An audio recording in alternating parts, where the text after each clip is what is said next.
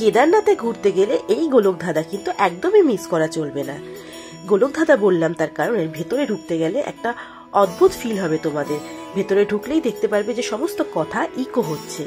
এটি আসলে একটি মন্দির, যে মন্দিরটি শ্রী শঙ্করাচার্য মহারাজের, যিনি নতুন করে এই কেদারনাথ মন্দিরটিকে পুনর্নির্মাণ করেছিলেন।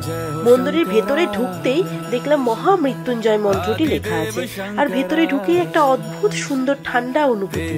কথিত আছে যে এই মন্দিরের ভেতরে যদি কেউ নিজের মনস্কামনা নিয়ে শুদ্ধ মনে 3 বার পাক খায় তাহলে অবশ্যই তার মনস্কামনা খুব তাড়াতাড়ি পূর্ণ হয়ে যায়।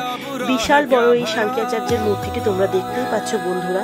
তাহলে শুনে নিলে তো, কেদারনাথে গেলে এই শ্রী শঙ্করাচার্যের মন্দিরের ভেতরে কিন্তু যেতে তোমরা একদমই ভুলো না। আরও এরকম ইনফরমেটিভ ভিডিও পাওয়ার জন্য আমার চ্যানেল স্নেহা বিশ্বাসকে কিন্তু অবশ্যই লাইক, শেয়ার, সাবস্ক্রাইব করতে ভুলো না। টাটা।